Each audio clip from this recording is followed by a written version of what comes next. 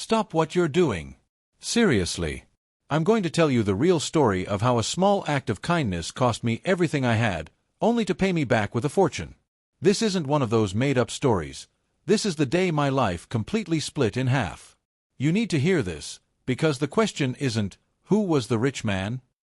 The question is, how much is the right thing to do actually worth? My name is Emily. I was 16. For 2 years, my life had been nothing but debt and dishes. After my dad died suddenly, my mom took awful cleaning jobs. The lights stayed on only because I worked at the local diner every day after school, wiping tables and counting every single penny. I skipped meals, not because I wasn't hungry, but so my little brother, Daniel, could eat. I was tired all the time, but I never showed it. I had to be strong. That was my whole job. That afternoon, I was walking home. My feet were killing me. My clothes smelled like stale coffee. I was just focused on the math. Rent due, groceries needed. I was so wrapped up in my own little war, I almost didn't see him. He was standing at the crosswalk, an old man, frail, leaning heavily on a cane. Cars were just flying by, ignoring him. He looked lost, scared, and completely alone. In that instant, I forgot about the bills, the homework, and the smell of dish soap. I just saw someone who needed help right now. I put my bag down, walked over, and offered my arm. I stopped because I knew, in my gut, he was about to fall. I felt a duty, a pull that was stronger than my own exhaustion. I had no idea that stopping right there, in that one moment, was the final trigger for a chain of events that started 2 years ago, the very day my father died. I only gave him 5 minutes. But you have to believe me, the moment I offered my arm, the clock started ticking on my old life.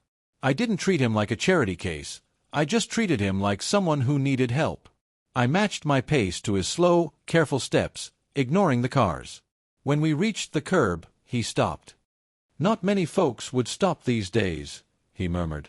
I just shrugged and told him, "It's the right thing to do."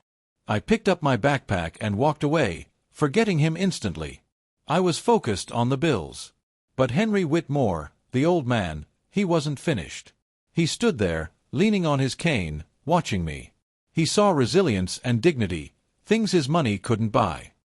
He dipped his hat and whispered, "Thank you, child." I never heard that whisper. But someone else did. This is where the story changes forever. I had no idea that man was not just an old guy. This was Henry Whitmore, the town's secretive, wealthiest landowner. He was a cold legend. And I had no idea that a high-powered lawyer was sitting in his black sedan, watching the whole thing. The lawyer recognized Henry, pulled out his phone, and was already frantically calling Henry's office, demanding to know why the millionaire was whispering thanks to a diner waitress and if this meant the old man was finally losing his mind. Everyone called Henry Whitmore cold, distant, obsessed with his wealth. But I had bypassed his reputation and seen the man behind the mask. Now, he was seeing me. Listen. This is what happened the moment the town's richest man went home. Henry returned to his massive farmhouse, but the silence was heavy. He couldn't shake my face, the sincerity in my eyes without any expectation. He realized his money, his land, his whole life, hadn't brought him the simple peace that my 5-minute act of kindness had. He remembered his late wife's words, "Wealth is worthless unless it is used to lift others." He knew he had to act immediately. The very next morning, he began asking around discreetly for my name. It didn't take long. Emily Hayes. The name unlocked my whole tragedy for him. He learned I was sacrificing everything, that my excellent grades were meaningless because I couldn't afford college. But the detail that made him stand up was a small comment about my mother's fragile health. Henry knew this was his responsibility. He canceled everything. He didn't waste another second. Henry Whitmore, the man who never showed emotion, knew what he had to do. He showed up at the diner the very next afternoon, carrying a heavy, sealed manila envelope, addressed with my mother's name. And the look on his face told me he wasn't there for coffee. The town's richest man was sitting in a sticky diner booth, waiting for me. I walked over, trying to act professional. "Good afternoon, sir," I said. He looked up, and his eyes snapped with recognition. "Good afternoon, Emily," he replied. I was stunned. He just said, "I make it my business to know good people in this town." I was shaking. All night, he just watched me, every smile, every wiped table. He was confirming his choice. When my shift ended, he held out a heavy, sealed manila envelope. "Sir, what is this?" I whispered. His reply was a code. "This is what you gave me, only returned." I ran home and tore it open. Inside, there was a shocking amount of cash and a legal document. It was a fully funded college scholarship and medical fund for my family, named after my little brother, Daniel. But the date on the paper was the twist. It was dated exactly 2 years ago, the day after my father died. My mind went blank. Why was Henry holding on to my father's fortune for 2 years, and why did he activate it today? 2 years of struggle while that fortune sat dormant. I needed Henry to explain the activation clause, the test. He called us the next day and told us the trust was for kids who lost a parent tragically in a roadside accident. My father's exact scenario. He confessed, he funded the trust with his own money, but he made it conditional. It would only activate when he saw my father's spirit of kindness living on in us. He said, "Emily, your 5 minutes of kindness on that street was the key. You passed the test." I was stunned, but I still had the main question. "Henry," I asked, "if you funded it, who is the real founder? Who is the grantor who started this trust?" Henry sighed, and his voice cracked. He spoke the name of the grantor. I dropped the phone. The grantor was Michael Hayes, my deceased father. My own father. He signed the papers the night before he died. But Henry wasn't finished. He added one final haunting detail. Michael signed the papers, but he also left a note saying he would return one day to witness your mother's second wedding. My father's name on that trust. It felt like a ghost was speaking to us, but it was real. Henry confessed that my dad, Michael, had come to him on his last night alive.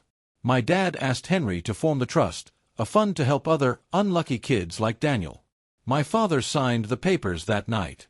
Henry filed them the very next morning. Then, the accident. Henry explained he added that activation clause because he needed to see my father's legacy of kindness live on. He told us, "When you helped me across the street, Emily, I wasn't testing you. Your father's will was testing you. You passed." But then came the final twist.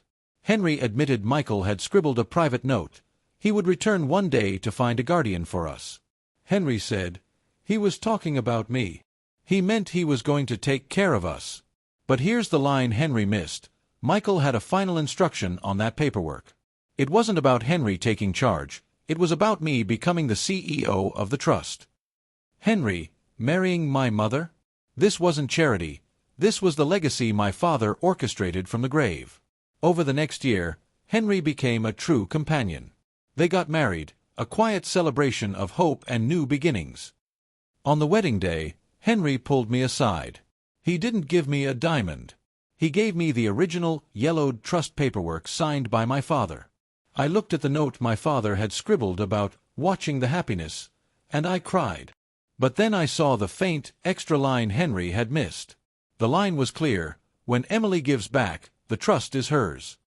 My father made me the rightful CEO the moment I showed kindness. But the shock wasn't over. Reading the full legal agreement later, I saw Henry was only paying half. The paperwork showed a mysterious benefactor anonymously matched every dollar Henry put into the trust. The final twist was staring at me. Henry wasn't the only one who saw me cross the street that day. My father's final instruction was clear: when Emily gives back, the trust is hers. I was the rightful CEO, not Henry. When I turned 18, I took control. The poor waitress was now running the foundation, fulfilling my father's vision to help others. But while signing the final papers, I found the hidden clause. A mysterious benefactor was anonymously matching every dollar Henry put in. Henry was never alone. Someone else was secretly watching and doubling the reward. Henry had no idea who it was. The search for this silent partner began. We eventually traced the anonymous funds to an old bank account. The final revelation was shocking. The account holder was the prominent lawyer who had witnessed me cross the street back in segment 2. He had recognized Henry and decided to join the test immediately, doubling the reward. My single act of kindness was seen by 2 millionaires. The lawyer, the first domino, turned out to be the silent partner. This story doesn't end with a wedding. It ends with a responsibility passed down by 2 strangers and a father. We met the lawyer. He confessed he was so moved by my kindness that he couldn't just watch. He anonymously matched every dollar Henry put in, doubling the fund. He said, "Wealth is useless unless it is used to multiply kindness." It was a full-circle moment where 2 rich, lonely men were healed by 1 tired waitress. I became the CEO of the trust, running it with the same spirit of quiet dignity my father taught me. I started helping every struggling family in Willow Creek. So, that is the truth about a simple act that cost me nothing but a minute of my time and ended up giving me back my entire life. I tell you this because I want you to understand, never calculate the cost of human kindness. It will find you, and it will give you your entire destiny.